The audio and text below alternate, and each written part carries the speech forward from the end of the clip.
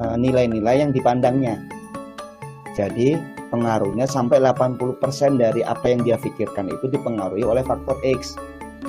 Nah, karena faktor X ini hidupnya cukup lama, mungkin beliau ini tersendat di alam astral. Ketika di alam astral beliau melihat fenomena-fenomena masa lampau.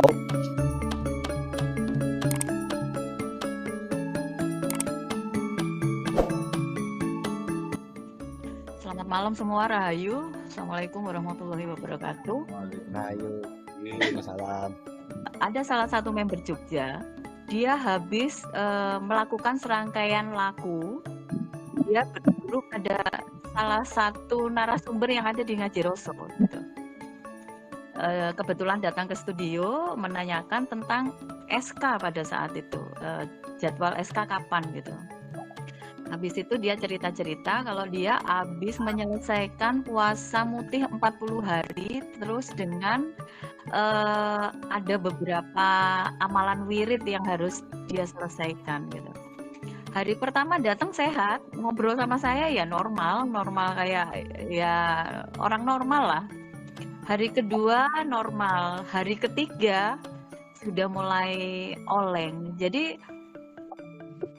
dia terjebak di zaman Majapahit. Yang dia bahas itu tentang zaman Majapahit gitu.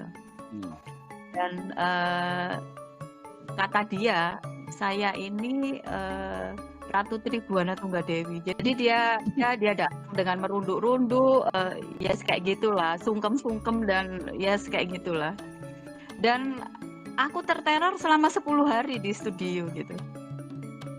Sampai akhirnya harus dievakuasi pada hari terakhir itu hari ke-10.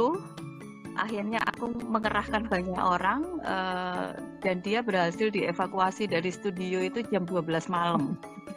Setelah 10 hari ya aku menghadapi kondisi seperti itu. Mungkin Mas Ori bisa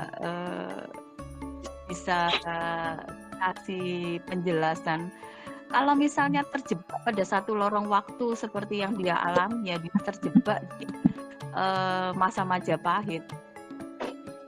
Itu kira-kira apa yang terjadi ya aja? Monggo Mas Ori. Aku penasaran banget karena aku 10 hari ini. Iya Bu, itu kan karena gini ya. Terkadang puasa itu maknanya cukup bagus untuk menjaga hawa nafsu kita. Jadi kan di tubuh kita itu ada naluri-naluri hewani yang harus kita kendalikan. Nah, namun ketika orientasinya itu berbeda atau berubah, nah itu yang menjadi masalah. Jadi tujuannya sendiri sudah bergeser.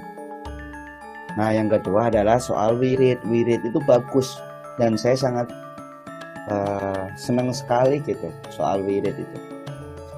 Karena kan pada satu wirid-wirid tertentu itu kalau misalnya kita rasakan itu pasti ada gelombang-gelombang yang menghantarkan satu pesan-pesan atau yang mampu men-trigger titik-titik kelenjar minor, psikolopus minor dalam diri kita. Nah, kalau wirid itu tujuannya berbeda, nah itu yang masuk adalah faktor X. Jadi kan pernah saya ceritain tuh ketika ada seseorang bercerita tentang wirid yang dia lakukan. Nah, ternyata si faktor X ini menggerogotin lewat tulang ekor. Jadi awalnya itu pasti ngerasa panas tuh tulang ekornya. Nah, lama-kelamaan dia mulai adaptasi, akhirnya mengendalikan segala cara pandang dan nilai-nilai yang dipandangnya. Jadi pengaruhnya sampai 80% dari apa yang dia pikirkan itu dipengaruhi oleh faktor X. Nah, karena faktor X ini hidupnya cukup lama, mungkin beliau ini tersendat di alam astral. Ketika di alam astral beliau melihat fenomena-fenomena masa lampau, akhirnya satu nyusup ke tubuhnya, beliau menceritakan fenomena di masa lampau itu.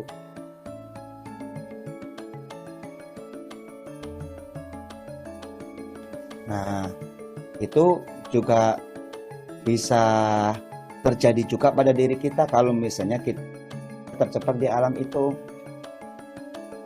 Nah, makanya kan saya memperingatkan teman-teman itu jangan meditasi dulu. Itu bukan apa-apa, bukan saya meditasi sesuai apa yang pernah diajarkan oleh guru teman-teman. Bisa ada yang bertanya. Nah, kalau misalnya saya pun memastikan security atau keamanan teman-teman itu aman dari hal-hal seperti itu gitu, agar tidak disorientasi. Jadi itu bisa terjadi di siapapun. Bukan halusinasi, Bu, itu dilusi namanya. Ini juga kayaknya dicas. Receivernya. Dan kayak gitu bisa pulih nggak sih Mas Ori? Bisa diobati nggak? Bisa. Jadi itu harus dibersihkan memori otak kecilnya. Bahkan sebetulnya kemarin itu saya ingin juga ke teman-teman ini, saya mau buat satu video di mana itu nanti disebarkan di setiap wilayah bahwa Safari Silaturahmi Sinergi ini hanya wadah buat teman-teman berkumpul dan bersilaturahmi. Jadi kalau misalnya ditanyain Safari Silaturahmi Sinergi ini perguruan apa, nggak perguruan, ini cuman kumpulan agar kita ada namanya aja, cuman gitu. Nah, kalau lihat dari fenomena itu pun kemarin pun baru terjadi pun di sini. Jadi kayak ini kayaknya replika yang di Jogja. Dan itu kemungkinan bisa terjadi di tempat lain. Ya untung aja kemarin alhamdulillahnya beliau sudah mulai stabil di sini. Nah, karena mungkin perlu ada satu peta yang detail, yang jelas agar tidak mengalami sindrom seperti ini gitu. Jadi konslet semua tuh, dari yang seharusnya jantung itu terkoneksi di plus 1, dasar itu seharusnya terkoneksi di mahkota, ini melenceng, mahkotanya malah ketantian.